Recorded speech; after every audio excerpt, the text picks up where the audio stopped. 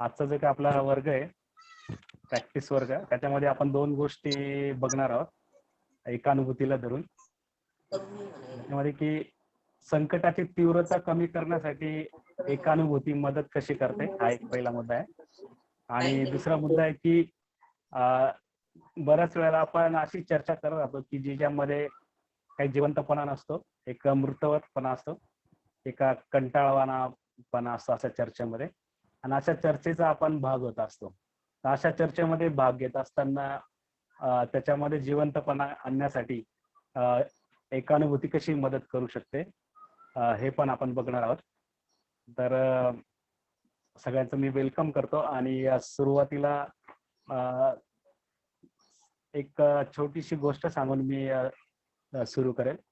गोष्ट म्हणण्यापेक्षा की मी आज जेव्हा एकानुभूतीचं काहीतरी घेण्याच्या संदर्भात मी अभ्यास करत होतो, विचार करत होतो, तर तेव्हा एक पिक्चर पण चालू होता कार्टूनचा. आणि तो कार्टूनचा पिक्चरमध्ये एक कॅरेक्टर दाखवलेलं आहे. तो एक थोडा राक्षस सारखा एक व्यक्ती असतो.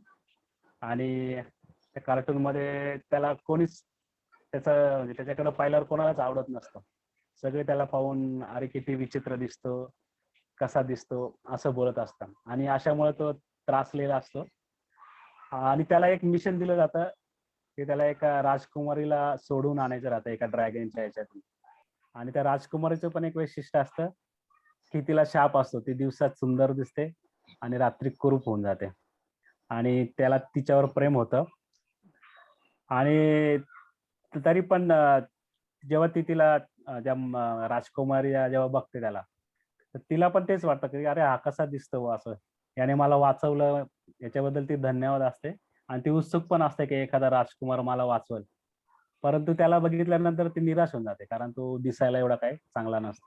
आणि त्याच्यामध्ये एक डायलॉग आहे, तो मला खूप आवडला.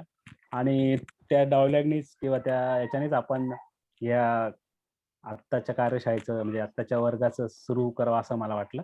आता डायलॉग असा होता की मुझे जाने बगैर ही लोग मेरे बारे में सोच लेते, असं तो म्हणतो. की दरवेळेला माझ्याबरोबर असंच होतं की मला समजून न घेताच माझ्याबद्दल पूर्वग्रह लोक बाळगतात. आणि हाच त्याची खंत त्या पूर्ण पिक्चर मध्ये दाखवली. आणि त्याचा डायलॉग तो मला इथंच सांगावासा वाटला की बऱ्याच वेळेला आपल्याला पण असंच असतं की आपण बऱ्याच लोकांना काहीतरी लेबल लावलेलं असतं, आणि कुणाला समजून घेत असताना आपल्या डोक्यामध्ये असेच सारे पूर्वग्रह असतात. आणि हाच प्रश्न जर का आपण पाहिला की मला समजून घेताना लोक माझ्याबद्दल मत बनवत असतात, पूर्वग्रह करत असतात. तर हाच बऱ्याच वेळा आपल्याला पण अनुभव येत असतो की काही घटना अशा घडतात, काही वेळेस आपण असं बोलतो किंवा काही कृती होते आणि लोक आपल्याला पूर्वग्रहानेच बघत असतात आणि काय झालंय जाणून घेत नसतात. तर आपण मग त्याच दोन गोष्टी इथं बघणार आहोत की काय होऊ शकतं एकानुभूतीने अशा या दोन प्रसंगामध्ये कसा बदल होऊ शकतो. तर आपण पहिला जो काही विषय, संकटाची तीव्रता कमी करण्यासाठी एकानुभूती कशी मदत करते. तर बऱ्याच वेळा तणावग्रस्त स्थितीमध्ये असताना जर आपण लोकांना एकानुभूती देऊ शकलो, तर होणारी जी काही संभावित हिंसा आहे ती आपण क्षमतेची जी हिंसा होण्याची जी काही क्षमता आहे ती आपण नष्ट करू शकतो, असं रोजनबर्ग म्हणतात. तर हा वाक्य खूप महत्वाचं आहे. आणि ते असं म्हणतात की काही लोक इतके तणावग्रस्त असतात आणि अशी कृती करण्यासाठी पाऊल उचलत असतात की ज्या कृतीमध्ये मोठी हिंसा होण्याची शक्यता असते. आणि अशा लोकांना जर का आपण एकानुभूती देऊ शकलो, तर ती हिंसा होण्यापासून आपण थोडस ज्याला म्हणता वाचवू शकतो. मला फक्त एक सांगा की आवाज येतोय का माझ्याकडचा टीव्हीचा? आवाज क्लिअर आहे ना? क्लिअर आहे ना? काही प्रॉब्लेम नाही? क्लिअर आहे. ओके. तर इथं हे सांगत असताना त्यांनी एक उदाहरण दिलेलं आहे मार्शल रोजनबर्गनी. टोरंटो इथं एक नशा निर्मूलन केंद्र होतं. आणि त्या नशा निर्मूलन केंद्रामध्ये एक जी काही नवीनच NVC चे काही वर्कआउट केलेली एक मुलगी तिथं काम करत होती. आणि तिचा जो काही अनुभव आहे तो ती अनुभव सांगत होती आणि तो अनुभव खूप महत्वाचा आहे. आणि तो अनुभवातून आपण असं बघू शकतो की संकटामध्ये देखील तणावग्रस्त असलेले जे काही लोक आहेत त्यांना जर आपण एकानुभूतीने ऐकू शकलो तर हिंसा कशी वाचू शकते, हिंसक पाऊल उचलण्यापासून तो कसा परावृत्त होऊ शकतो, याचं एक उदाहरण त्यांनी तिथं दिलेलं आहे. तर ही जी काही टोरंटोची महिला होती त्या महिलेने तिथं काही कॅम्प चालवले होते नशा मुक्ती करण्यासाठी. आणि त्या कॅम्पची ती एका एका कॅम्पमध्ये ती त्या कामाला होती की जे लोक येतील नशामुक्ती करण्यासाठी त्यांना ती रूम देण्याचं काम तिच्याकडे होतं. आणि अशाच एका रात्री थोडं उशिरा म्हणजे 11 वाजता एक असा नशा केलेला एक व्यक्ती तिथं आला आणि तो आल्यानंतर त्याने तिला विचारलं की रूम खाली आहे का? आणि तिने सांगितलं की इथं रूम खाली नाहीये. आणि हे सांगायच्या आधीच की रूम खाली नाही आणि ती दुसऱ्या रूमची माहिती देणारच तितक्यातच तो खूप हिंसक झाला. त्याने तिला पकडलं, चाकू काढला, तिला खाली पाडलं, तिच्या अंगावर बसला आणि तिला मारणारच. चाकू तिच्या मानावर ठेवून ओरडणारच की तू खोटं बोलते. तो तिला शिव्या देऊ लागला आणि तू ते खोटं बोलते आणि तुला मला रूम द्यायचा नाही असं तो जेव्हा ओरडला तेव्हा सुदैवाने ती म्हणते की तिला आठवलं की आपण याच्या गरजा आणि भावनांकडे लक्ष दिलं पाहिजे. आता हे म्हणत असताना मार्शल रोजनबर्गने तिला विचारलं की अशा कठीण परिस्थितीत पण तुला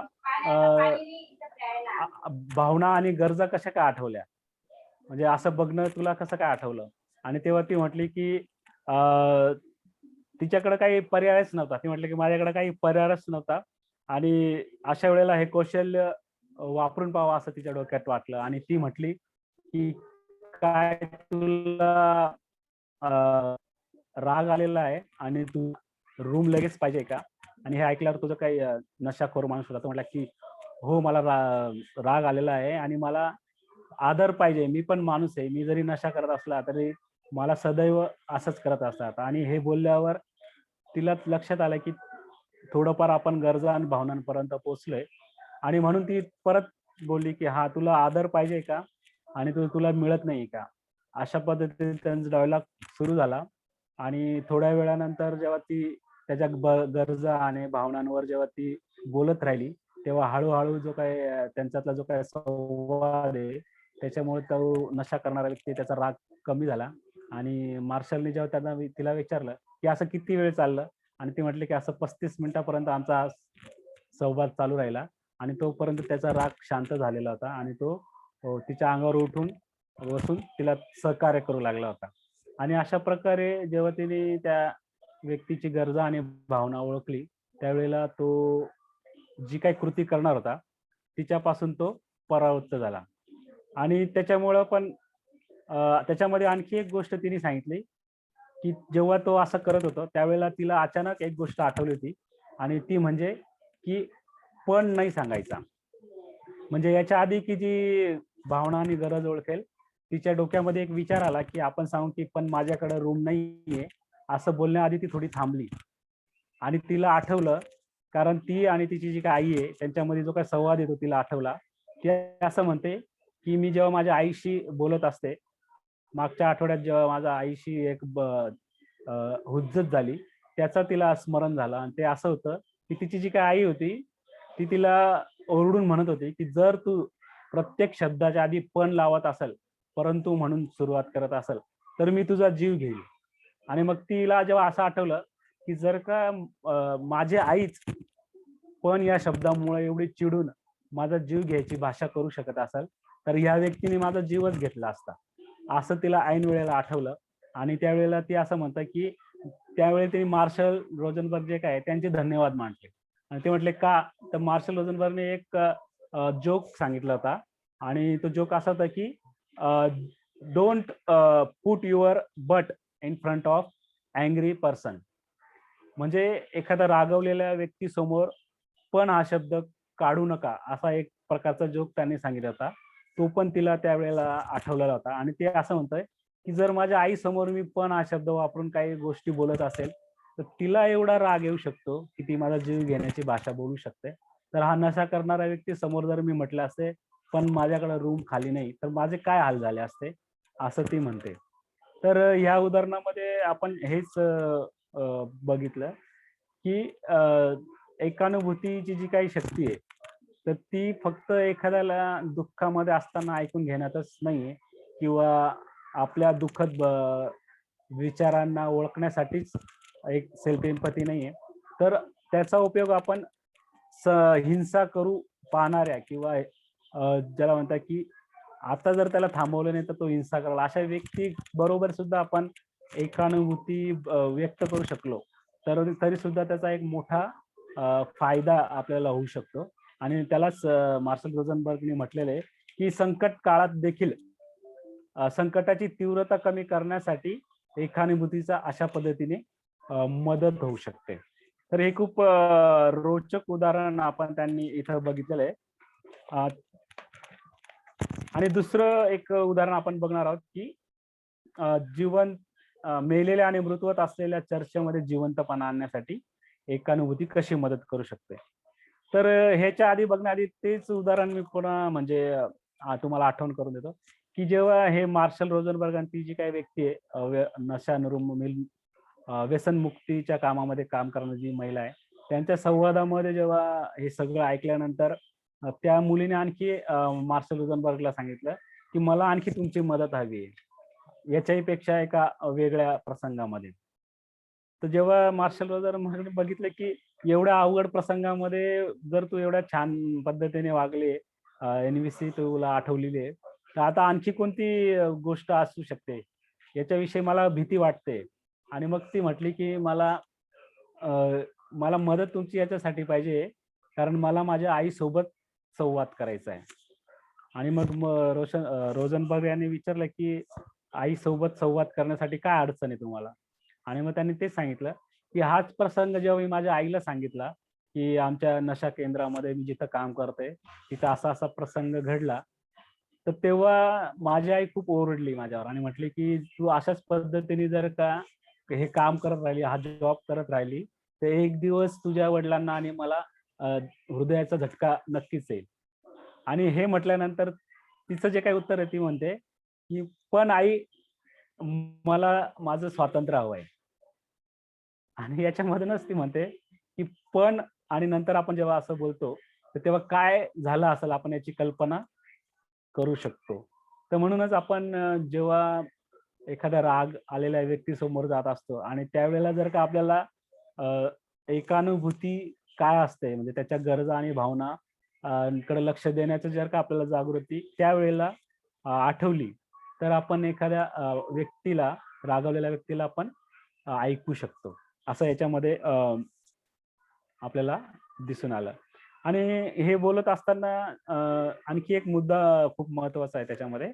ते असं म्हणतात की ती जी काही व्यसनमुक्तीमध्ये काम करणारी महिला आहे, तिच्या बोलण्यामध्ये ती असं म्हटले की जेव्हा मी त्या व्यक्तीकडं सुरुवातीला बघितलं तर तो राक्षस म्हणून मला दिसत होता. पण जेव्हा मी त्याच्या भावना आणि गरजा जेव्हा बघितलं, तर त्यावेळेला त्याच्याकडे राक्षस सारखा व्यक्ती म्हणून पाहत नव्हते मी. त्याला एक असहाय्य माणूस म्हणून बघत होते. आणि मार्शल रोझनबर्ग पण एक खूप सुंदर असं म्हणतात की राक्षस सारखे दिसणारे जे काही व्यक्ती असतात ते मुळात मनुष्यच असतात. हे वाक्य खूप महत्वाचं आहे. ते असं म्हणतात की राक्षस सारखा दिसणारे जे काही मनुष्य असतात, लोक असतात, ज्यांना आपल्याला वाटतं की हे राक्षस सारखे आहेत, ते मुळात मनुष्यच असतात.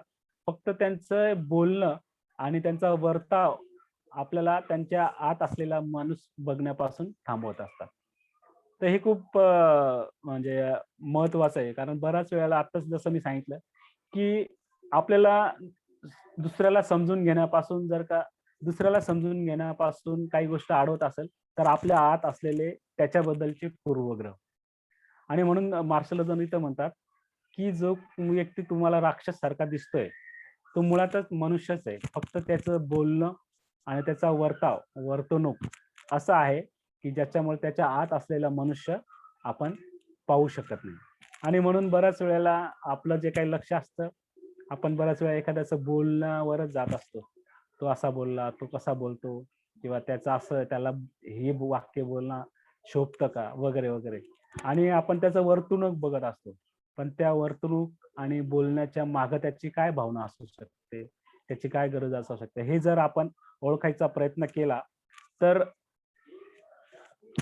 तर आपल्याला त्याच्या आत असलेला मनुष्य बघायला एक मदत होऊ शकते. तर हा जो काही मुद्दा आहे, या मुद्दा जर तुम्हाला समजला असेल किंवा याच्याविषयी काही प्रश्न असेल तर तुम्ही आता विचारू शकता. नाहीतर आपण पुढचा जो काही मुद्दा आहे तो आपण बघणार आहोत, की मेलेल्या आणि मृतवत चर्चेमध्ये जिवंतपणा आणण्यासाठी काय एकानुभूती मदत करू शकते. तर मला कोणीतरी स्पीकर ऑन करून जर सांगितलं की तर बरं होईल, किंवा याच्यावर काही प्रश्न असेल तर तुम्ही विचारू शकता. येतो आवाज?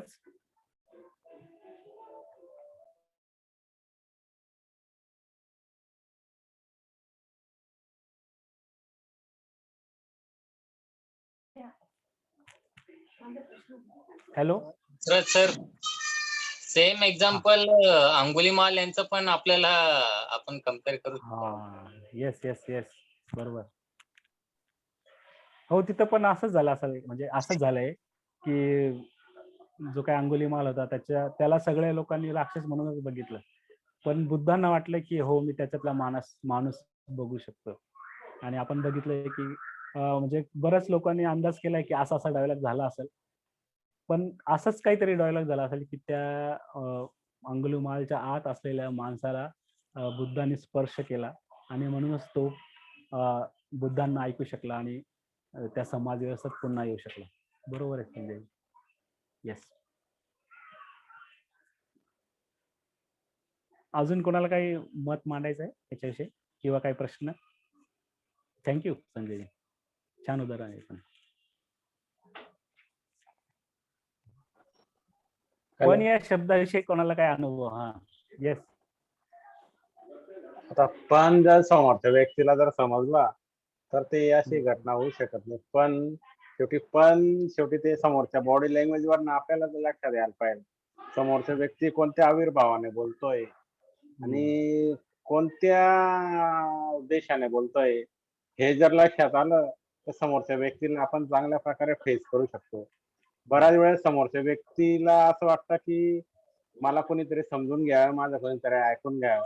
हे जर ऐकलं तर समोरच्याचा प्रॉब्लेम आणि जी न घडणारी घटना असते ती घडू शकत नाही. म्हणजे असे परिस्थिती आज सध्याची परिस्थिती पॅन्डेमिकची परिस्थितीमध्ये असं काय की जो तो आहे ना आपलं म्हणणं मांडण्याचा प्रयत्न करत असतो आणि ह्या दोन व्यक्तींमध्ये जर एकाला जर नाही समजलं तर मग ते वादावादीचं रूपांतर होण्याची दाट शक्यता असते आणि त्याच्यामध्ये हा पण बी जास्त कारणीभूत असतो.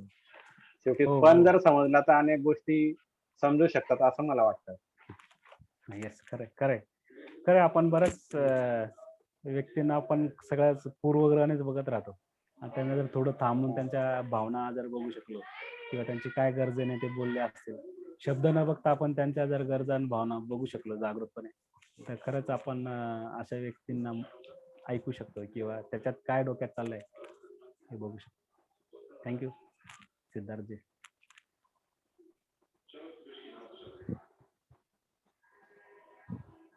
अजून कोणाला? अजून एक थोडस आठवलं, बोलू का थोडस? येस, बोला. या गोष्टींमध्ये ना, हॅलो हा बोला. हॅलो, कोणी बोलतंय का? हा, बोला सिद्धार्थजी. मला असं म्हणायचं होतं, जनरली ह्या गोष्टींमध्ये ना सगळ्यात मेन म्हणजे एखाद्याच्या जर इगो हर्ट झालेला असतो ना, तो जास्त द्वेषाने जास्त बोलत असतो. कारण की बऱ्याच वेळेस एखाद्याचे काम होत नसेल आणि त्याने समोरच्या व्यक्तीला जर अनेक वेळा सांगून सुद्धा ते जर त्याची घटना जी होत नाही, म्हणजे जी कृती होत नसेल तर शेवटी मग ते परंतु कारण वगैरे हे निर्माण होऊ शकतं आणि समोरच्या व्यक्ती त्याच्या इगोच्या आविर्भावात असतो आणि ज्याला जास्त गरजेचं असतं त्याला तो समोरचा व्यक्ती त्याच्याकडे जे काम असतं, आपण म्हणतो एखाद्याला समजा आता मी आता एका ठिकाणी माझं काम होतं की त्या व्यक्तीला मी म्हटलं भाऊ माझी अशी गरज आहे आणि तुम्हाला तो कागद दे. त्या व्यक्तीला मी सांगून बघितलं. त्या व्यक्तीने हो हो करून घेतो. त्याने त्यावेळेची परिस्थिती तिथं ते वेळ मारून नेलं, पण त्याने त्याचा जो नालायकपणा होता ना, त्याने तर तिथं सोडलं. शेवटी मी त्याचा तो नाद सोडून दिला. म्हटलं तुझ्या म्हणजे आणि त्या आपल्या कामामध्ये ना पर्याय देखील आपण ठेवायला पाहिजे. त्याच्यातनं मी एक गोष्ट मी अगोदर ती कृती करून घेतली मी माझ्यासाठी. नंतर माझ्या लक्षात आलं की आपण जो सेकंड पर्याय आपल्या कामासाठी निर्माण केलेला होता तो मला अधिक कामात आला. हे दोन गोष्टी जिथून मला जास्त अपेक्षा गरज होती तिथून माझं काम झालं नाही, पण त्याला मी पर्याय व्यवस्था करून ठेवलेली होती. त्यामुळे मी माझं काम पूर्ण करून घेतलं. काही व्यक्तींना ते आपण म्हणतो ना पद, प्रतिष्ठा, पैसा, सत्ता, अहंकार यांच्या गुरुमी जास्त आलेली असते तिथं. आणि व्यक्ती परत ती प्रत्येक ठिकाणी बघायला मिळतेच तिथं. कोणाला सिद्धार्थजी, प्रत्येकाचा युगो वेगळा असतो ना. 2 मिनिटं थोडं थांबवतो. म्हणजे कसं आहे, तुम्ही आता जे बोलताय पद, प्रतिष्ठा, व्यक्ती, मग आपल्याला हेच म्हणायचं आहे की हे जे काय आपण पूर्वग्रह डोक्यात ठेवलेले आहे त्याच्याबद्दलचे, हे घेऊन जेव्हा आपण त्याच्याकडे जातो तर त्याला त्यावेळेचे त्याचे जे काही शब्द आहे ते आपल्याला शब्दाच्या मागच्या भावना गरज दिसत नाही. तर आपण त्याला डोक्यात जर आपल्या इमेज असली की हा पद, प्रतिष्ठा किंवा अहंकारी व्यक्ती आहे, आता असं म्हणून जेव्हा आपण जातो त्याला माणूस म्हणून बघत नाही आपण, त्याला एक प्रकारचा वेगळा राक्षस म्हणून आपण बघतो आणि मग त्याच्या आतल्या गरजा आणि भावना पर्यंत आपल्याला पोहोचता येत नाही आणि म्हणूनच आपल्यामध्ये दरी निर्माण होते. तर आपल्याला म्हणजे तिथं कसं आहे, तो नाही काय बोलतो कसं आहे किंवा तुम्ही तुमच्या डोक्यात जे आहे ना की हा पदाला आहे किंवा याला हा इगो आहे, याचा इगो हर्ट होतोय, हे जे तुमचे विचार आहे याला तुम्ही म्हणजे तिथं जसं म्हटलं नाही की राक्षस म्हणून बघतो आपण, तर त्याचं फक्त बोलणं आणि कृती एखाद्या वेळेस आपल्याला आवडणारी नसेल, पण त्याच्या आत एक मनुष्य आहे. त्याच्यापर्यंत जाण्यासाठी आपल्याला ह्या जे काय गैरसमजच्या दरवाजा हे आपल्याला थोडं ओपन व्हावं लागेल. आपल्याला हे समजून घ्यावं लागेल की त्याची पण काहीतरी गरज असू शकते. त्याचे बोलणे किंवा वर्तणूक आपण बाजूला ठेवू शकलो, त्याच्यात कधी कधी आपण त्या प्रतिक्रियेनेच अडकतो. तो म्हणतो की या नंतर या. जेव्हा तो नंतर या असं म्हणतो तर त्यावेळेला होऊ शकतं त्याला काहीतरी दुसरं काम असेल. त्यावेळेला जर आपण असं म्हणून घेतलं की अरे हा याला स्वतःला मोठं समजते, तर आपण जर तिथं थांबलो आणि म्हटलं की ठीक आहे सर मी थोडा वेळ थांबतो, आणि नंतर मग कदाचित तो आपल्याला सांगू शकेल. तर पण बोलू का? हा बोला बोला. गैरसमज आहे ना, गैरसमज या सांगून बोलूनच कळू शकतो ना बरं का. आणि म्हणजे आपण आहे ना बऱ्याच वेळेस दैनंदिन व्यवहारात आहे ना, जेव्हा वागताना बोलताना आपण जे स्वतःची अनुभूती घेत असतो तीच खरी आपली काय म्हणतात ना अनुभव असतो, आपली ती परीक्षा असते. पण आपण बऱ्याच वेळेस आपण पॉझिटिव्ह विचार जरी केला ना, पण तो पॉझिटिव्ह विचार आपल्या पुरताच मर्यादित असतात. समोरच्या व्यक्तीने जोपर्यंत आपण व्यक्त होत नाही.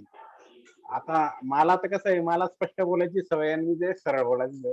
पण समोरच्या व्यक्तीला जेव्हा मी सांगण्याचा प्रयत्न करतो, पण मला बऱ्याच वेळेस अनुभव जेव्हा आलेला आहे ना की बुवा असं नाही तर असं होऊ शकतो. कारण की दैनंदिन व्यवहार तर प्रत्येकाचा स्वभाव हा वेगळा असतो. त्याच्या स्वभावानुसारच आपल्याला ते वागावं लागतं, बोलून घ्यावं लागतं. एखादा व्यक्ती जर आपण म्हणतो ना फार इगोइस्टिक असतं ना, तर त्याला त्याचा इगो सांभाळून त्याच्याशी बोलून घ्यावं लागतं की काय. बऱ्याच वेळेस कार्यालय असो, बाहेर असो, राजकीय कार्यकर्त्यांमध्ये असो, प्रत्येक ठिकाणी आता प्रत्येकाचा इगो वेगवेगळ्या प्रकारचा असतो. प्रत्येकाला असं कसं असतं, प्रत्येकाला साहेब म्हटल्याशिवाय कामच होत नाही किंवा प्रत्येकाला भाऊ दादा म्हटलं. थोडक्यात काय प्रत्येकाला रिस्पेक्टची अपेक्षा असते. पण रिस्पेक्ट देऊन बी इतर गोष्टींची त्यांची अपेक्षा असते ती आपल्याला जोपर्यंत कळत नाही तोपर्यंत आपण त्याच्या ते मनाला भिडल्यासारखं वाटत नाही. मग ते मनाला भिडल्यावरच ते काम होत असतात. अशा बऱ्याचशा गोष्टी अनुभवात आलेल्या आहेत. अच्छा, असं तुमचा असा शेवटी अनुभव आहे की कसं बऱ्याच व्यक्त होणं लोकांना महत्वाचं आहे. तुमचा असा अनुभव आहे की बऱ्याच लोकांना वेगवेगळा इगो असतो आणि त्यांना त्यांच्या हा. पद्धतीने जर बोललं नाही तर ते आपलं काम होत नाही, असंच ना? हो बरोबर.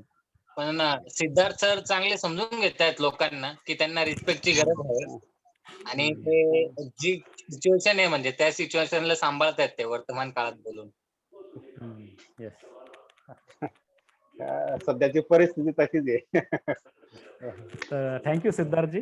तर आपण आता पुढचा हा. मुद्दा हा त्यालाच धरून आहे की मग आपले जे काही विचार आहे, अनुभव आहे, हे एक जीवनशक्ती आहे. मार्शल रोझनबर्ग असं म्हणतो. आता पुढचा जो मुद्दा आपण तोच बघणार आहोत. तो असा आहे की मेलेल्या आणि मृतवत असलेल्या चर्चेत जिवंतपणा आणण्यासाठी एकानुभूती मदत करू शकते का? तर तिथं असं म्हणतात रोझनबर्ग की आपले जे काही अनुभव असतात, आपले म्हणजे विचार आणि अनुभव, हे एक जीवनशक्ती असतात.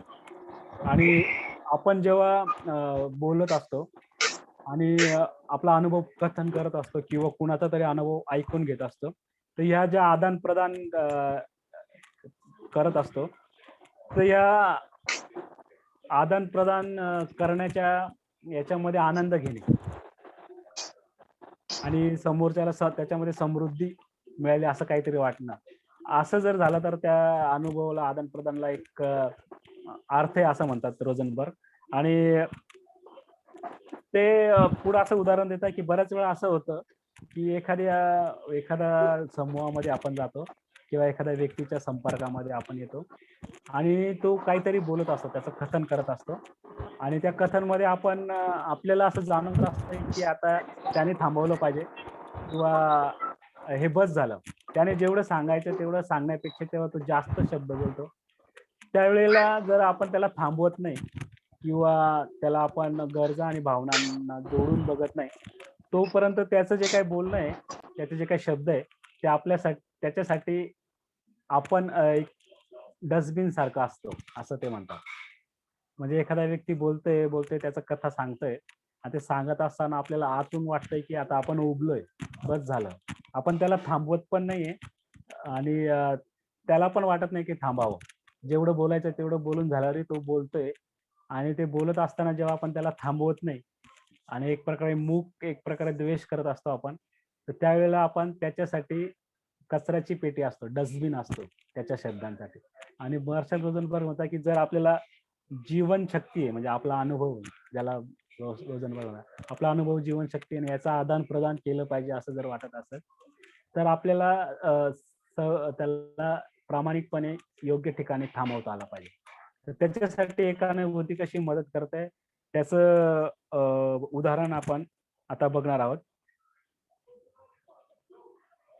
तर ते असं म्हणतात की समजा असं एखादी महिला आहे, एखादी काकू आहे आणि ती आपल्या जुन्या काळातली एखादी घटना सांगते की कसं तिने त्या काकांनी तिला सोडून, लहान मुलांना आणि तिला सोडून दिलं. अशी घटना ती वारंवार सांगते समजा. तर अशा वेळेला तिची जी कथा आहे ती आपण अनेक वेळा ती सांगत असेल, असा जर अनुभव असेल, तर काय करायचं? मार्शल रोझनबर्ग म्हणताय की अशा वेळेला आपण 2 गोष्टी करू शकतो. तर त्या अशा वेळेला आपण तिच्या गरजा आणि भावनांशी जुडण्याचा आपण प्रयत्न केला पाहिजे. खरं म्हणजे असं म्हणतात की एखादा व्यक्ती जेव्हा आपले असे अनुभव पुन्हा-पुन्हा सांगत असतो, त्यावेळेला तो काय करत असतो, त्याला काय पाहिजे असतं? तर त्याला पाहिजे असतं एक प्रकारे एकानुभूती पाहिजे असते. त्यावेळेला त्यावेळेला त्याची गरज आणि भावना कोणीतरी ओळखून घ्यावं, हे त्याला पाहिजे असतं मुळात. परंतु असं होत नसल्यामुळं तो तीच गोष्ट पुन्हा-पुन्हा सांगत असतो. आणि आपण जेव्हा त्याच्या संपर्कात येतो आपल्याला वाटतं की अरे आता ती स्टोरी सुरू होईल आणि ती पुन्हा काकू आता सांगेल की काकाने असं केलं, मुलं लहान होते आणि आम्हाला सोडून ते निघून गेले. त्यांचे दुःखद आणि यातनादायी जे काही प्रसंग आहे ते आपल्याला सांगत असतात. त्यावेळेला ऍक्च्युली त्यांना एकानुभूतीची गरज असते. तर मार्शल रोझनबर्ग असं म्हणतात की आपण तिथं काय करू शकतो? तर त्याचं समजा आपण त्या काकूच्या संपर्कात आहे आणि तिने आपली कहाणी सुरू केलेली आहे. तिथं आपण म्हणू शकतो की जेव्हा मी ऐकलं की तुम्ही लहान मुलांना आणि काकांनी तुम्हाला सोडून दिलं आणि ही दुःखद घटना जेव्हा तुम्ही आठवता, तुम्हाला आजपर्यंत दुःख होत आहे का? आणि तुम्हाला वाटतं की तुमच्याबरोबर असा व्यवहार झाला नव्हता पाहिजे. जेव्हा आपण निरीक्षण करतो, त्यांची भावना ओळखतो, गरज ओळखतो आणि असं करून जेव्हा बोलत असतो, तर त्यावेळेला खरं म्हणजे त्या काकूंना एकानुभूती पाहिजे असते आणि त्याच्यासाठीच हा सगळा प्रपंच चाललेला असतो. पण आपण जेव्हा अशा पद्धतीने गरज आणि भावनांशी जोडलेला नसताना त्याकडे बघत असतो, तर त्यावेळेला आपण आता जसं मी म्हटलं की एक कुडादान सारखं त्यांच्यासाठी काम करत असतो. आणि म्हणूनच मार्शल जण असं बघ असं म्हणतात की जेव्हा तुम्ही बोलत असाल, जेवढं बोलणं झालंय त्याच्यापेक्षा तुम्ही जास्त जर बोलत असाल, असं जर तुम्हाला वाटत असेल, तर त्यावेळेला तुम्ही थांबलं पाहिजे किंवा समोरच्याने तरी थांबवलं पाहिजे. असं याचं एक उदाहरण देत असताना मार्शल रोझनबर्ग खूप एका पार्टीत गेले होते, एका चर्चेमध्ये गेले होते. 8-10 लोक तिथं उभे होते आणि उभं असताना त्यांची एक चर्चा चालू होती. आणि ती चर्चा खूप वेळा ऐकल्यानंतर त्यांना थोडं अस्वस्थ वाटलं आणि त्यांनी सांगितलं की थोडं थांबा. जो बोलणार आहे त्या व्यक्तीला त्यांनी सांगितलं की थोडं थांबा, मला काहीतरी सांगायचंय. आणि ते म्हटले की मला सगळ्यांना विचारायचंय की काय हे जेव्हा तुम्ही ऐकताय, हे ऐकत असताना तुमच्या काही गरजा पूर्ण होत आहे का? हा प्रश्न जेव्हा सगळ्यांनी ऐकला आणि ज्या बोलणारे त्यांनी पण ऐकला, तर ते सगळे स्तब्ध झाले आणि एकदम ज्याप्रमाणे त्या पुस्तकात तर असं म्हटलंय की एखादा उंदीर मी त्यांच्यामध्ये सोडला, अशा पद्धतीने माझ्याकडे ते बघत होते. आणि ते बघितल्यानंतर त्यांना वाटलं की आणखी काही बोलावं. आणि मार्शल रोझनबर्ग जे आणखी ते म्हटले की जेव्हा मी तुम्हाला थांबवलं आणि तेव्हा तुम्हाला असं वाटतंय की मी थांबवायला नको होतं आणि ही चर्चा तुम्ही चालू द्यावं असं तुम्हाला वाटतं का? तर हे ऐकल्यानंतर जो काही बोलणारा होता, तर तो म्हटला की नाही, तसं नाही. मी जेव्हा विचार करत होतो की माझी कोणती गरज पूर्ण होत नाही, हे जेव्हा मी बघत होतो, तर तेव्हा मला असं वाटलं की याच्यातून खरंच माझी कोणतीच गरज पूर्ण होत नाही. जो व्यक्ती बोलत होता जास्त, तोच असं म्हणतोय की हो, मी जेव्हा विचार केला की ह्या चर्चेमधून माझी गरज पूर्ण होते का? हे विचार केल्यावर मला लक्षात आलं की माझी गरज पूर्ण होत नाही. मला ह्या चर्चेचा आनंद येत नाही. उलट मी कंटाळलेलो आहे. आणि हे ऐकून मार्शल रोझनबर्ग यांना खूप आश्चर्य वाटलं की जो व्यक्ती बोलत होता, त्याचं म्हणणं मांडत होता, त्या व्यक्तीला सुद्धा असं वाटतंय की मी कंटाळलोय. आणि ऐकणाऱ्यांना पण कदाचित तोच अनुभव असेल की ते कंटाळले असतील. तर मार्शल रोझनबर्ग पुढे तर हेच म्हणतात की मग त्यांनी एक असा ज्याला काय म्हणतात सर्व्हे केला. आणि त्या सर्व्हेमध्ये 10 लोकांना त्यांनी विचारलं की एखादी गोष्ट, शब्द जेवढे सांगायचे तेवढे सांगितल्यानंतर जेव्हा जास्त आपण शब्द बोलतो, तर त्यावेळेला त्या व्यक्तीला सभ्यपणे थांबवलं पाहिजे, हे संवेदनशील आहे, की त्याला बोलू दिलं पाहिजे, हे संवेदनशील आहे. हा प्रश्न जेव्हा 10 लोकांना विचारला गेला, तर त्या 10 लोकांपैकी 9 लोक असे म्हटले की त्याला थांबवलं पाहिजे. आणि मार्शल रोझनबर्ग म्हणतात की जेव्हा एखादा व्यक्ती शब्द जेवढे झाले त्याच्यापेक्षा जास्त काहीतरी बोलत आहे, तर त्यावेळेला त्याचा जो काही जीवनशक्ती आहे, ती आपण वाचवत असतो जेव्हा थांबवत असतो. तर मला आता हेच तुम्हाला विचारायचं आहे की हे जे काय आता मी बोललो, हे तुम्हाला स्पष्ट झालं का? आणि जर स्पष्ट झालं असेल तर याच्यावर काही प्रश्न असेल तर विचारू शकता. किंवा आपण असं म्हणू शकतो की त्या सर्व्हेमध्ये जर का तुम्ही असता, तर तुमचं काय मत राहिलं असतं? काय त्या व्यक्तीला आपण थांबवलं पाहिजे सभ्यपणे, की त्याला ऐकत राहिलं पाहिजे? काय वाटतं तुम्हाला? अंतरा सर, मला त्या काका आणि काकूंचा जो विषय होता, की त्या काकूंनी एवढं मेहनत करून म्हणजे त्यांचे हे काका वारले आणि नंतर त्यांनी एवढं सगळं काही केलं. तर त्या केसमध्ये जर त्या काकूंना समाधान मिळत असेल ते सांगून लोकांना, की आम्ही एवढं केलं, त्याचा सांभाळ केला काका नव्हते तरी, तर त्या केसमध्ये तिला ऐकून घेतलं पाहिजे का? हो, म्हणजे तो चांगला प्रश्न आहे. म्हणजे काय होतंय, ती काकू तीच गोष्ट आपण दुसऱ्यांदा, तिसऱ्यांदा ऐकतोय आणि आपल्याला लक्षात येतंय की अरे आणखी परत काकू येईल आणि तीच गोष्ट सांगेल. तर त्यावेळेला काकूची एक गरज आहे, ती आपण ओळखलेली नाहीये. आणि ती गरज काय आहे, की एकानुभूतीने कोणीतरी ऐकलं पाहिजे. जोपर्यंत त्या काकूंना कोणीतरी एकानुभूतीने पूर्णपणे ते ऐकून घेत नाही, तोपर्यंत ह्याच जो काय अनुभव आहे दुःखाचा, तोच साठा, तेच वेदना ती दरवेळेला सगळ्यांसमोर सांगणार आहे. तर त्यावेळेला खरं म्हणजे त्या काकूंना किंवा हा फक्त त्या काकूचा प्रश्न आहे, तर आता आपल्या सगळ्यांचा प्रश्न आहे.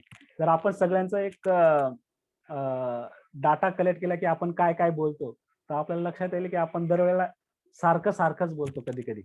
काही कंटेंट आपला सारखाच असतो. म्हणजे एखादा व्यक्ती मला ऑफिस ऑफिसला किती ताण आहे, मला विशिष्ट ठिकाणी कसं डावललं जातं, हा जो काही प्रसंग आहे त्याचा जो प्रसंग आहे तो तोच रिपीट करत असतो. आणि त्यावेळेला त्याला काय पाहिजे असतं, तर खरं म्हणजे त्याला पाहिजे असतं एकानुभूती पाहिजे असते.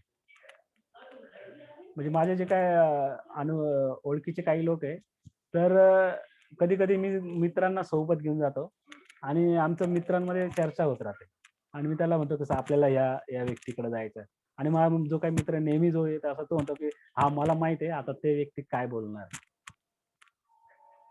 हे त्याला आधीच माहिती असतं, कारण हा त्याचा अनुभव असतो की आता आपल्याला ही स्टोरी ऐकावी लागणार आहे. तर खरं म्हणजे ती स्टोरी तो सांगायचं कारणच आहे की त्याला एकानुभूती आजपर्यंत मिळालेलीच नाही आणि म्हणून आपण त्याच्या अनुभवाला जेव्हा जोडतो की गरज आणि भावना जोडू शकलो तर होऊ शकतं आपण त्याला त्याच्यातून बाहेर काढायचा प्रयत्न करू शकतो. ठीक आहे, स्पष्ट? हो, स्पष्ट आहे. पण काही काही व्यक्तींच्या बद्दल आपल्याला माहिती असतं की हा येऊन हेच बोलणार आहे. पण आपल्याला हे पण माहिती असतं हे बोलल्यानंतर त्याला आनंद मिळणार आहे. हा हा म्हटलं तर तो रिपीट करेल ती सेम स्टोरी. पण आपल्याला हे पण माहिती असतं की ठीक आहे हे ऐकल्यानंतर याला काहीतरी समाधान मिळतं बाबा. अच्छा, म्हणजे त्याच्या समाधानासाठी आपण ऐकतो नाही म्हणजे कधी-कधी असं पण करावं लागतं असं मला वाटतंय. किंवा आपण म्हणतो की काही पर्याय नाही आता त्याला, नाही का? जसं आता मित्र आता आपल्याकडे एक पर्याय आहे आता की जेव्हा हो, तो हे बोलल त्याचं निरीक्षण आपण करू शकतो हो, आणि त्या निरीक्षणामध्ये आपण त्याच्या भावना आणि गरज ओळखायचा प्रयत्न करू शकतो हो, आणि सभ्यपणे थांबवू ना. म्हणजे बऱ्याच वेळेला आपण थांबवायची पद्धत जर आपल्याला जमली नाही तर ती सभ्यपणाची नसली तर ते वेगळी चर्चा होऊ शकते.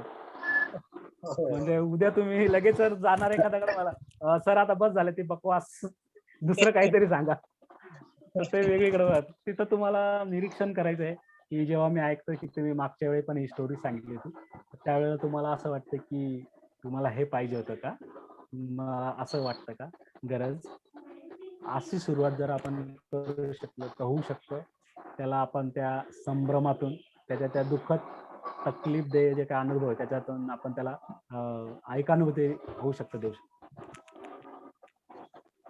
अजून कोणाला काही प्रश्न? हे बरं का, हा हॅलो, हा हा बोला बोला. जनरली ज्येष्ठ व्यक्तींच्या त्या गोष्टी जर ऐकून घेतल्या ना तर त्यांची जी जी चेहऱ्यावरची जी फिलिंग्स असते ना ती काहीतरी वेगळीच असते. त्यांना खऱ्या अर्थाने जर आपण म्हणतो ना जनरेशन गॅपचा जो भाग असतो म्हणजे लहान आणि मोठ्याचं ऐकून घेतलं आणि त्याच्या ज्या भावना त्याला जर समजून घेतल्या ना त्या व्यक्तीला ते फार बरं त्याचं ते मानसिक समाधान त्याला ते फार असतं. आणि त्यानंतर जर आपण एखादी गोष्ट काही सांगितली की आपण एखादं काम जरी सांगितलं ते काम सहज होऊन जातं. अच्छा. अशातलाही हा एक अनुभव. पण ज्येष्ठ व्यक्तींना समजून घेणं ही चांगली गोष्ट असते. त्यांच्या भावना आपण समजून घेतल्या की त्यांचं मानसिक समाधान हे आपण प्रॉपरली त्यांना समाधान मिळवून देऊ शकतो. नुसतं ऐकण्याचं काम जरी केलं तरी हे एवढी गोष्ट निश्चित आहे की हा. एखादा विषय 4-5 वेळेस ऐकला तर कोणालाही तो कंटाळवाणा होणार आहे. पण समोरच्या व्यक्तीची ती काय म्हणतात 4 वेळेस सांगून त्याला जर समाधान लाभ होत असेल तर ते काही वेळेस ऐकले चांगली गोष्ट आहे असं मला वाटतं. संजयने ते चांगलं सांगितलं. संजयच्या मताची सभा ते हा. ऐकून घेणं योग्य राहील. मग म्हणजे सिद्धार्थजी मला हेच विचारायचं आहे, समजा आपण त्या 10 लोकांमध्ये ज्याच्यामध्ये मार्शल रोझनबर्गने हे विचारलंय, सर्वे करताय की अशा व्यक्तीला तुम्ही सभ्यपणे थांबवणार की त्याचं जे काय चाललंय ते तुम्ही ऐकून घेणार, तर तुम्ही ऐकून घेणार की त्याला थांबवणार आणि त्याची गरज आणि भावना ओळखायला मदत करणार? तुम्ही कोणत्या त्या सर्वे मध्ये तुमचं मत काय राहील? ऐकून आपण म्हणतो ना आपल्या पद्धतीने आपल्या टॅक्टिकनं त्याला समजून घेण्याचा प्रयत्न सांगण्याचा प्रयत्न करू. पहिले तर ऐकूनच घ्यावं लागेल ना आणि नंतर मग ते नाही, आपण त्याला सांगण्याचा प्रयत्न करू शकतो तिथे. अ, शेवटी कसं आहे आपण हो. पहिली गोष्ट ऐकल्याशिवाय तो माणूस थांबणार नाही आणि त्यानंतर नाही आपण नाही, थांबवू शकतो. मी तुमची सिद्धार्थजी भावना समजू ऐकणं शकतो. म्हणजे ऐकायचं तर आहेच आपलं, ऐकल्यानंतरच आपल्याला त्याचं निरीक्षण करता येईल. पण मला हे म्हणायचं आहे, ऐकल्यानंतर पर्याप्त त्यांनी सांगितल्यानंतर ते जे पुढे नंतर आणखी तो जातो त्याला थांबवलं पाहिजे की ते तसंच चालू ठेवलं पाहिजे असं मला म्हणायचं. त्याच्यासाठी आपण डस्टबिन आपल्या बनलं टॅक्सीच पाहिजे. वापरून ते थांबावं जरा थांबावं लागेल ना ते. हा, आपला मग मी पुढे तुम्हाला विषय न्यायचा येस, असेल तर. मग मला हेच म्हणायचं, त्या 10 लोकांमध्ये तुमचं मत काय असेल की थांबवलं पाहिजे की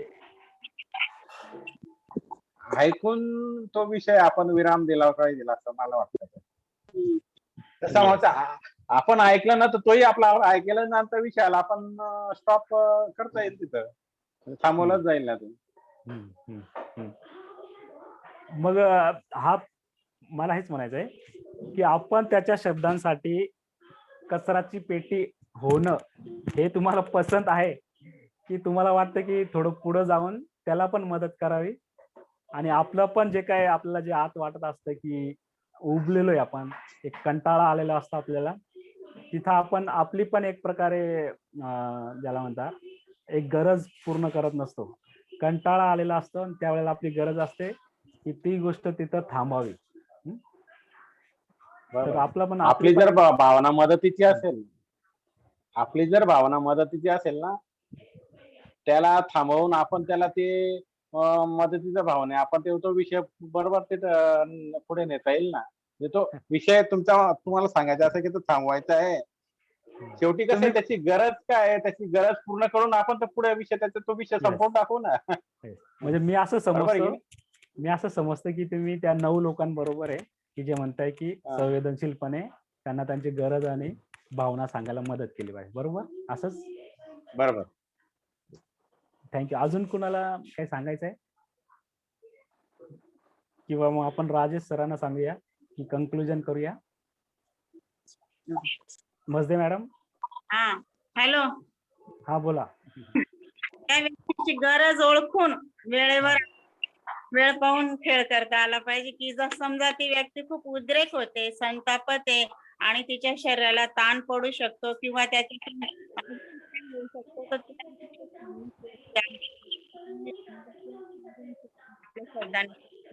नंतर काहीतरी करू याच्यावर, परंतु आता रडू किंवा शांत त्याच्यावर निर्णय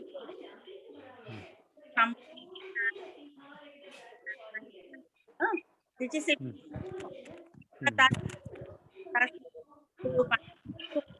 मॅडम आवाज ब्रेक होतोय, थोडा मध्ये आवाज ऐकला नाही. हॅलो. हा येतोय आता. असेल किंवा संतापत असेल किंवा भावनेचा उद्रेक होत असेल आणि त्याच्यातून आरोग्याला तर घातक असेल, तिला योग्य आहे असं मला वाटतं.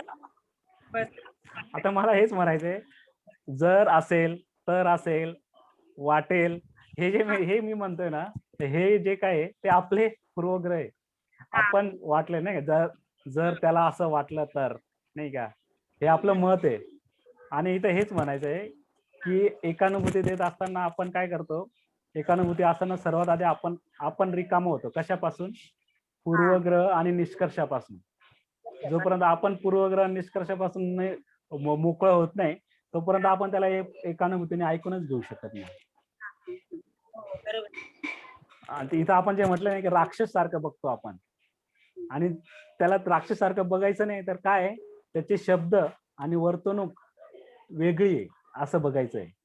त्याचे शब्द आणि वर्तणूक बघितली आणि त्याच्यावर जर आपण जज करत असू, मत करतोय की आता नको, नंतर बोलू, असं करत असू तर घाव तसाच आहे आणि आपल्यामध्ये पण त्याच्या, नाही का. त्याला खरोखर जर मदत करायची, असं जसं सिद्धार्थ म्हटले, खरोखर मदत करायचंय तर आपल्याला काय करावं लागेल, त्याच्या बोलण्याला निरीक्षण मध्ये टाकावं लागेल आणि त्याच्या गरज आणि भावनांपर्यंत पोहोचावं लागेल. तरच ते आपण जी काही मृतवत झालेली चर्चा आहे तिच्यामध्ये आपण जिवंतपणा तेव्हाच आणू शकतो. नाही तर आपण असं म्हणू की याही वेळेला ती चर्चा मृतच होते, काहीच जीव नव्हता त्याच्यामध्ये. जर लावायचं ना तर इथंच लावायचं आहे. तिला मृतवत ठेवायची आहे की तिला जिवंत करायचंय, हा निर्णय आधी आपण घ्यायचा आहे. कारण बऱ्याच जखमांनी लोक तुमच्याकडे येतील, त्यांना तुम्हाला प्रिक करायचंय की तसंच मलम करून पाठवायचंय, हे आता तुमच्यावर आहे. तेच. तर थँक्यू, छान सांगितलं. अजून कोणाला? राजेश सर, मग कन्क्लुजन करायचं की थोडक्यात सांगू आणखी काय आपण आज पाहिलं? Hello Rajesh sir.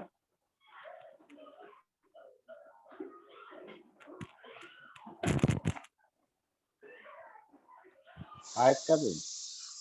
सर आहेत का? हो आहेत. Yes Hansraj, thank you. तर दोन खूप महत्वाच्या मुद्द्यांवर आपण चर्चा करत होतो. ऍक्च्युली आपला हेतू होता की हे दोघी एक एक मुद्दे वेगवेगळ्या पद्धतीने घ्यावेत. पण पहिला मुद्दा खूप चांगला तुम्हाला स्पष्ट झाला असेल की एखाद्या संकटाची जर आपल्याला तीव्रता कमी करायची असेल तर तिथे एकानुभूतीची गरज आहे. एकानुभूतीची गरज म्हणजे काय की थोडक्यात म्हणजे समोरच्या व्यक्तीच्या गरजा आणि भावना ओळखण्याची क्षमता आपल्यामध्ये असणं, बरोबर. आणि तिथं हंसराज यांनी खूप चांगल्या पद्धतीने सांगितलं त्या मार्शलच्या उदाहरणार्थ की जिथे त्या मुलीवर अत्याचार होण्याच्या गोष्टी पर्यंत एखादी गोष्ट गेली होती आणि तिथून तिने त्या भावना आणि गरजा ओळखल्यामुळे तिच्यावर होणाऱ्या जी घटना होती त्याची तीव्रता तिला कमी करता आली, बरोबर. कधी कधी आपल्यासोबत पण असं असतं की आपल्याला वाटतं की जर मी असं बोललो असतो तर कदाचित हा वादविवाद वाढला नसता, जर मी असं बोललो असतो तर कदाचित हे भांडण जास्त झालं नसतं, बरोबर. हे कधी कधी आपल्याला नंतर कळतं, बरोबर. मग काय काय घडलेली असते तिथे गोष्ट, तर तिथे गोष्ट ही घडलेली असते की त्याच्या भावना आणि त्याच्या गरजांच्या जेवढा तुम्ही संवाद कराल तेवढ्या त्या संकटाची तीव्रता आपल्यासाठी कमी होत असते, बरोबर. हा पहिला मुद्दा होता. दुसरा मुद्दा पण खूप सुंदर होता आपल्याला की आपला मृत संवाद असतो. खूप लोकांबरोबर खूप संवाद जो असतो ना हा मृत संवाद असतो, बरोबर आहे. असे नमुने आपण त्याला नमुने म्हणू कंसात, बरोबर आहे. तुम्ही जजमेंट मध्ये जाऊ नका प्लीज. मी फक्त आपल्या समजच्यासाठी हा शब्द वापरतोय, बरोबर आहे. तर काय असतं की असा मृत संवाद आहे ना खूप लोकांबरोबर घडत असतो आपल्याला आणि आपल्याला वाटतं की यार जसं आता हंसराजने पण एक उदाहरण दिलं ना की आता हा काय सांगेल काय बोलेल, बरोबर आहे. किंवा कोणी काय बोलेल तर आपल्याला माहित असतं की हा काय काय बोलणार आहे पुढे, बरोबर. पण हे माहित असतं आपल्याला, पण आपण हा विचार नाही करत की याला सकारात्मक कसं थांबू शकू आपण आणि याच्या डोक्यातनं ह्या गोष्टी कशा बाजूला निघतील, बरोबर ना. कधी कधी काय होतं माहितीये का की त्याच्या संवादामध्ये दोन गोष्टी घडतात. एक तर मृत संवाद होतो ही एक गोष्ट पण आपल्याला कळते किंवा ज्याला कधी कधी आपण म्हणतो ना की आसुरी आनंदाचा प्रकार असतो, है ना. तर आपण काय करतो कधी कधी त्या पद्धतीने आसुरी आनंद घेतो त्याच्यामध्ये. आता त्याच्या स्टोऱ्या ऐकतो, जसं तुम्ही त्या 3 इडियट्स मध्ये बघितलं असेल की तो इस्त्री करणारवाला पण तसंच लेक्चर बोलतो जसं तो प्रोफेसर एचओडी त्यांचं लेक्चर देत असतो, है ना. तर ह्या दोघी गोष्टी घडतात, पण या दोघी गोष्टींमध्ये मार्शलचं एक म्हणणं खूप महत्वाचं आहे की या संवादाने तुम्ही समोरच्या व्यक्तीला मदत नाही करू शकत. सगळ्यात अगोदर एम्पॅथी ही कोणाला करायची आहे, आपल्यांना करायची आहे, बरोबर. कोणाला करायची आहे, समोरच्याला करायची आहे. याचा अर्थ काय झाला की आपण त्याच्यापेक्षा जबाबदारीने त्या तत्वांच्या संदर्भात स्वतःला मोठं समजत आहोत, बरोबर आहे ना. ती जबाबदारी घेत आहोत आपण, बरोबर. आणि समोरच्याला मदत करण्याचा आपला हेतू आहे. मग ज्या वेळेस समोरच्याला मदत करण्याचा हेतू असेल आपला तर त्यावेळेस आपला जो संवाद आहे ना हा संवाद आपल्या गरजा आणि भावनांच्या शब्दात जितका चांगला होईल तितका तो जो मृत संवाद आहे ना तो कमी होऊन जातो. कधी कधी बघा काही लोक खूप लोकांबरोबर खूप बोलतात आणि काही लोकांबरोबर ते 1-2 शब्दातच त्यांचा संवाद पूर्ण करून घेतात. म्हणजे माझा पण असा अनुभव आहे की काही लोक मला अगोदर खूप सांगत होते पण नंतर जेव्हा आपण त्यांच्या गरजांच्या आणि भावनांच्या संदर्भात बोलायला लागलो ना तर आपोआप ते म्हणतात की यार आता माझ्याकडे काही नाही आहे सांगायला. असा असा असा अनुभव येतो आपल्याला, बरोबर आहे. तर हीच कृती जी आहे समोरच्याला विकसित करण्याची हे कौशल्य आपल्याला शिकायचं आहे आणि म्हणून आपण हा प्रयत्न करतोय, बरोबर. नाहीतर तो पण त्या पद्धतीचं बोलेल, बरोबर, जॅकलच्या भाषेत. आपण पण इकडून जॅकलच्या भाषेत देऊ. कधी कधी आपला जॅकल बाहेरचा असेल, कधी कधी आपला जॅकल आतचा असेल, बरोबर. तर ह्या दोघी गोष्टी या ठिकाणी घडत असतात आणि एम्पॅथी मध्ये आपण विचार करत आहोत की एम्पॅथी मध्ये आपण त्याला तो जिराफ देऊन मदत करण्याचा प्रयत्न करत आहोत, बरोबर आहे. आणि त्याला खरंच वाटतं की यार कोण एवढ्या कमी शब्दांमध्ये एवढ्या कमी वेळामध्ये आपल्याला ऐकून घेईल. बरोबर. आणि जसं मी म्हटलं की असे सांगणारे लोक भरपूर आहेत. मग त्याच्यासाठी आपण काही तेवढा सगळ्यांना तेवढा वेळ देणार का? तर नाही. तर त्यावेळेस मार्शलने एक खूप चांगला तिथे प्रश्न विचारला होता सगळ्यांना, की आता इथे जो हा काही सगळा संवाद झालेला आहे, या सगळ्या संवादाने तुमच्या काही गरजा पूर्ण झाल्या का? तर नाही. बरोबर आहे. कारण की समोरचा पण कन्फ्युज असतो आणि आपण पण ते ऐकताना आपण पण ते कन्फ्युज असतो किंवा आपण पण चिडतो, इरिटेट होतो. बरोबर.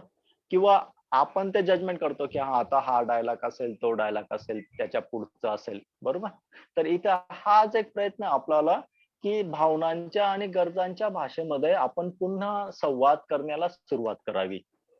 तर सिद्धार्थ सरजी स्पष्ट आहे थोडं? हो बरोबर आहे. येस. तर जेव्हा मी समजून घेणं हे बोलतो महत्वाचं आहे, दुसरं काय आहे? हो, हो, हो, हो, हॅलो. हो. समजून घेणं हे समजून खरंच घेतलं तर प्रश्न सुटणार, नाही तर प्रश्न सुटणार नाही. हो, हो, हो.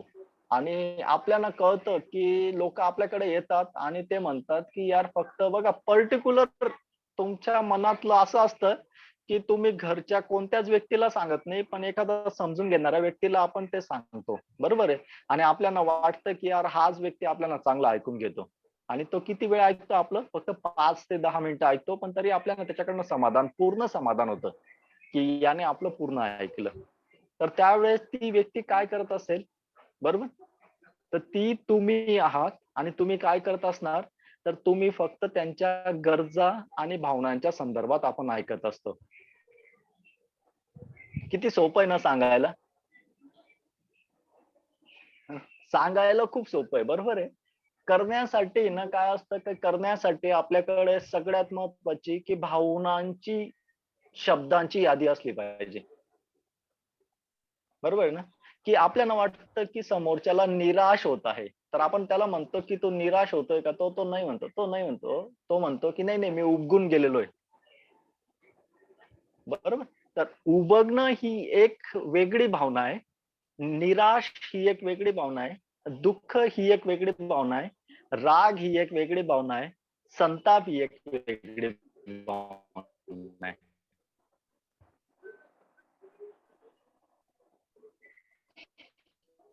बरोबर? तर आपण 35% 35% म्हणू. बरोबर आहे ना? 35% आपण निराशाला निराशा म्हणता यायला पाहिजे. तर हे जे भावनाचे शब्द असतात ना, या शब्दांचा शब्दसाठा जेवढा आपल्याकडे जास्त असतो, तेवढा आपण समोरच्याशी कनेक्ट होतो. भावना काय आवाज ते माहितीये का दाबला जातो सगळ्यात तुमचा अगोदर जो. समोरच्याशी जोडते गरजांच्या संदर्भात. मग गरजांचे शब्द पण जेव्हा हॅलो, येतो आवाज सिद्धार्थ भाई? बाकीच्यांना येतो आवाज? हो, थोडा आवाज मध्ये थोडसा मध्ये ते कंपन निर्माण होत आहे. असं आहे का? नाही, आता येतोय. थोडा ते मध्ये दोन ब्रेक मोबाईल होतो. मधलं अंतर येस. जास्त ठेवा. नाही मोबाईल नाही आहे दोन दुसरा. मोबाईल मधलं अंतर आता जास्त याचं ठेवा. कव्हरेज क्लिअर झाल्यामुळे आम्ही नाही का? थांबवला एक मोबाईल. हो, हो, हो. अच्छा. तर येस, तर त्यावेळेस ती गोष्ट जी आहे ना गरजांच्या आणि भावनांच्या शब्दातली, पण आपलं काय होतं माहितीये का? आपण आहे ना त्याच्या जजमेंट जे असतात, बरोबर? त्याचा जो जॅकल असतो, त्याचा जो कोल्हा असतो ना, त्या कोल्ह्याला आपण कुरवाडतो. जसं आपण कुत्र्याला कसं कुरवाडतो है ना, तसं कधी-कधी काय होतं माहितीये का, की आपण त्याला आहे ना त्याच्या जॅकलला कुरवाडत असतो. आणि म्हणून मग त्याला तिथून बाहेर पडता येत नाही. तर त्याच्या जॅकलला कुरवाडायचं नाही आपल्याला, त्याच्या जॅकलला जिराफमध्ये बदलायचा प्रयत्न करायचा आहे. बरोबर? आपले स्वतःचे शब्द त्या पद्धतीने देऊन. आणि मग त्याचं रूपांतर तिथे जिराफमध्ये व्हायला सुरुवात होते. तर मला वाटतं की हा मुद्दा एका सेशनचा आहे आणि एका सेशनचा नाही पण आहे. पण जस्ट जसं सिद्धार्थ सरांनी प्रॅक्टिकल घेऊन आलेत किंवा मीनाक्षीजी प्रॅक्टिकल घेऊन आणतात ना, तर तसं तुम्ही असे काही रोल मॉडेल शोधा. असतील बरोबर प्रत्येकाकडे, आमच्याकडे पण आहेत. तर त्यांच्याशी आता जर संवाद झाला, तर त्या संवादामध्ये हा आवर्जून प्रयत्न करा की यांच्याशी मला त्याच्या फक्त भावनांमध्ये बोलायचंय आणि त्याच्या गरजांमध्ये बोलायचंय बस. फक्त त्याच्या भावनात आणि त्याच्या गरजांमध्ये बोलायचंय. आणि मग तुमच्या स्वतःचा तो अनुभव चेक करून बघा. जर तुम्हाला काही वेगळा अनुभव आला तर अवश्य त्याला ग्रुपमध्ये टाका आणि मला विश्वास आहे की तुम्हाला खरंच तसा वेगळा अनुभव येईल. येस, तर थँक्यू. माझ्याकडनं एवढंच आन्सर आज. येस. तर थँक्यू राजेश. हेच म्हणायचं आहे की आपल्या आत असलेले पण अनुभवांची जीवन ऊर्जा आणि समोरच्या आत असलेली पण अनुभवांची आणि विचारांची जीवन ऊर्जा आपण समृद्ध करण्यासाठी, एकमेकांना मदत करण्यासाठी आपण एकानुभूतीची मदत घेत असतो. आजच्या 2 मुद्द्यांमध्ये आपण हेच पाहिलं की जर आपण संकटाच्या काळात पण एकानुभूती देऊ शकलो तर हिंसा वाचू शकते.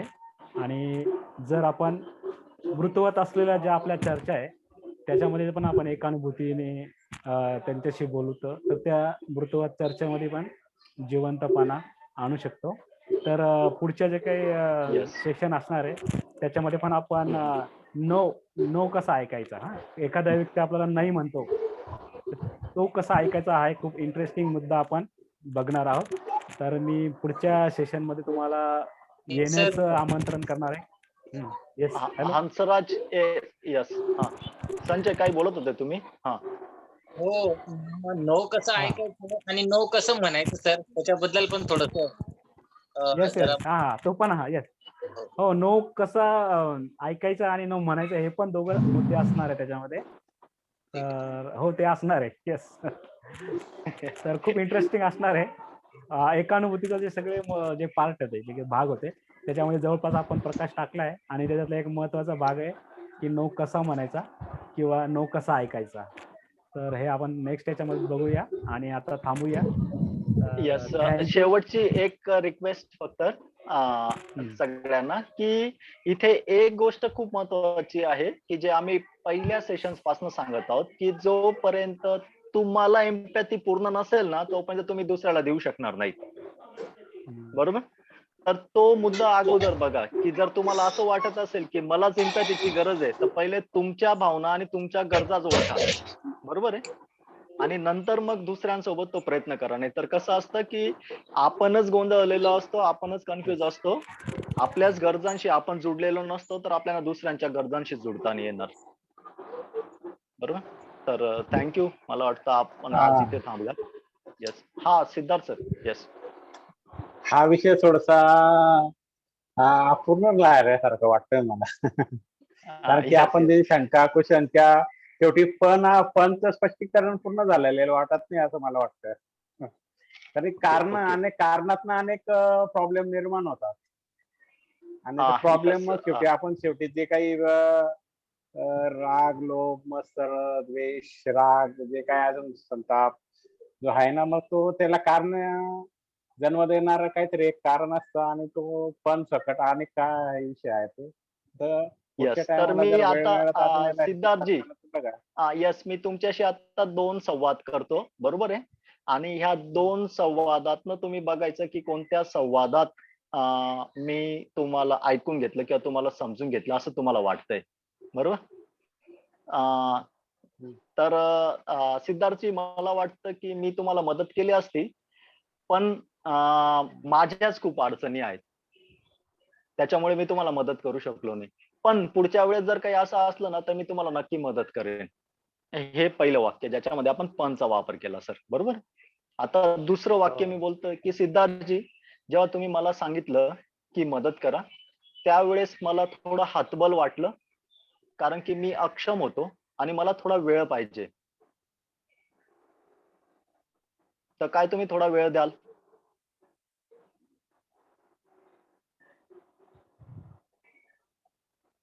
येस. वाक्य इथे संपले आहेत. मला सांगा की कोणत्या वाक्यात मी तुम्हाला समजून घेतलं? पहिल्या वाक्यात का दुसऱ्या वाक्यात? सेकंड वाक्यात समजून घेतलं. येस. येस. काय फरक होता बरं? पहिलं वाक्य कसं वाटलं की तुम्हाला? आपण दोघं वाक्यांमध्ये थोडस सांगण्याचे बोलण्याचं फरक होता ना. दुसऱ्या वाक्यामध्ये तुम्ही सांगण्याचा बोलण्याचा तुमची नाही इच्छा फरक असून होता. सुद्धा तुम्ही मदत करू शकत नाही. येस. सांगण्याचा फरक. आणि पहिल्या वाक्यामध्ये पण होता कारण की तुमची त्याच्यात बी इच्छा आहे तुमची पण तुमचा तो पण मध्ये येतोय. हा हा. आणि तो पण समोरच्याला कसा वाटतोय?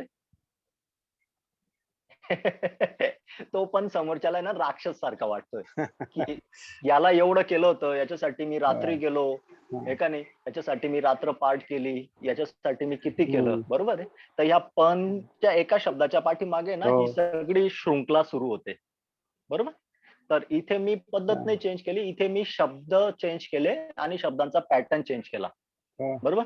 तर पहिल्या वाक्यामध्ये मी जेव्हा तुमच्याशी बोललो ना पणच्या भाषेत, तर ती जॅकलची भाषा होती आणि त्या भाषेमध्ये समोरच्या माणसाच्या संदर्भातला जोडण्याचा प्रयत्न नाही होत, बरोबर. तिथे काय होतं, समोरच्या माणसाबरोबर तुटण्याचा प्रयत्न होतो किंवा त्याच्या संदर्भातली एक स्टोरी निर्माण होते, बरोबर, निष्कर्ष निघतो, बरोबर. किंवा समोरचा पहिल्या माणूस वाक्यामध्ये थोडस टाळण्याचा प्रयत्न केलाय. हा येस. आता तुम्ही टाळण्याचं म्हटलं ना तर हा तुम्ही काढलेला एक निष्कर्ष आहे, बरोबर. तर असे अनेक निष्कर्ष वेगवेगळे, आता समजा तुम्ही तसा काढला, मी संजयला विचारला तर संजय त्या पणचा अजून वेगळा अर्थ काढेल, बरोबर आहे. मी हंसराजला विचारलं तर त्याच वाक्याचा हंसराज वेगळा अर्थ काढेल. परत अजून मी सगळ्यांना विचारलं तर सगळेजण त्याच वाक्याचा वेगवेगळा, मीनाक्षीजी किंवा स्मिताजी ह्यांना जर विचारलं तर ते त्या पणचा वेगळा अर्थ काढतील, बरोबर. दुसऱ्या वाक्यामध्ये एक महत्वाची गोष्ट होती, दुसऱ्या वाक्यामध्ये मी बोललो माझ्या भावना आणि तुमच्या भावना, बरोबर, की मला वाईट वाटतंय, बरोबर आहे का नाही, आणि काय तुम्ही मला समजून घ्याल का, बरोबर. आणि तिथे मी रिक्वेस्ट पण जोडली की पुढच्या वेळेस मी तुम्हाला मदत म्हणजे तुम्ही मला समजून घ्याल का, तुम्हाला काय वाटतंय या पद्धतीचं, बरोबर. तर तिथे आपण तिघी पॅटर्नचा युज केला, तिथे आपण मी तुमच्या भावना माझ्या भावना पण सांगण्याचा प्रयत्न केला, बरोबर. तिथं तुमची गरज आणि माझी गरज पण सांगण्याचा प्रयत्न केला की मला वाटतंय तुम्हाला मदत करावं असं, बरोबर आहे ना. तर मदत करावं असं, सहकार्य करावं असं ही गरज आहे जी मी शब्दात व्यक्त केली, बरोबर. आणि तिसरा मी रिक्वेस्ट फॉर्म वापरला की तुम्ही काही दिवस थांबाल का, बरोबर. हा, तर हे 3 फॉर्म्स होते, बरोबर. कारण की आपण प्रत्येकाचं ऑब्झर्वेशन नाही घेतलं, ऑब्झर्वेशन प्रत्येकाचं वेगवेगळं राहिलं असं, जर एखादा आपल्याकडे वेळ कमी आहे, नाहीतर आपण याच्यामध्ये आता आपण याच्यामध्ये आपण अजून बोला ना, बोला लास्ट. ठीक आहे, ओके ओके. येस. एकाच याच्यात जाणार नाही हा पण आपल्याला, बरोबर आहे. या पणला पण सरावाची गरज आहे आणि आपण त्या पणाच्या समुद्रात आहोत, है ना. आणि अजून एन्जॉय घेत आहोत. 2 अडचणी आहेत, एक तर आपण त्याच्या समुद्रात आहोत, बरोबर आहे, नदी तलावात नाही आहोत. पणाचा खूप मोठा समुद्र आपण आपल्या संस्काराने बनवून टाकलेला आहे आणि दुसरं ना त्याच्यात आनंद घेण्याची पण सवय लागली. तर या 2 गोष्टींमधनं निघायला थोडासा वेळ लागेल, म्हणून त्याचा सराव करा. ज्या वेळेस तुमच्या समोर जर पणच्या ऐवजी दुसरा काही शब्द नसेल तर त्यावेळेस ना आपण पहिल्या एम्पॅथीच्या सेशन्स मध्ये बघितलंय, बरोबर. जर आपल्याला काही करता येत नसेल तर 2 मिनिटासाठी शांत राहून जायचं आणि श्वासासोबत जोडायचं. पण हा शब्द संवादात उच्चारण्याचा प्रयत्न नका करू, कारण की ज्या वेळेस आपण पण बोलतो ना त्यावेळेस जसं हंसराजने सांगितलं तो जोक्स, तर समोरच्याला त्या आपलं चित्र किंवा ती घटना राक्षसासारखी दिसते. तर पुढचा सेशन खूप इंटरेस्टिंग असणार आहे, या गोष्टी पण आपण त्याच्या सोबत घेऊयात. छान संवाद होईल आणि आता पण खूप छान संवाद झाला. तर थँक्यू संजय, सिद्धार्थजी, मीनाक्षीजी की आपण या संवादामध्ये सहभाग घेऊन त्याला खरंच जिवंतपणा आणला. तर थँक्यू तुमच्या सगळ्यांचं. यस. आणि भावनांच्या आणि गरजांच्या शब्दामध्ये बोलण्याचा प्रयत्न करत राहा, बदल आपोआप तुम्हालाच कळेल. Thank you everyone. थँक्यू. थँक्यू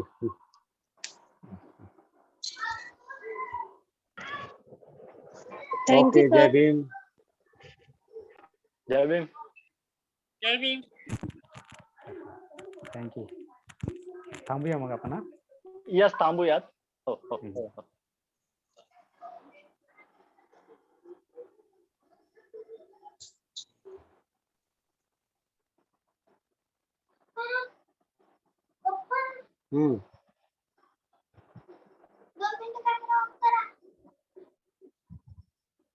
काय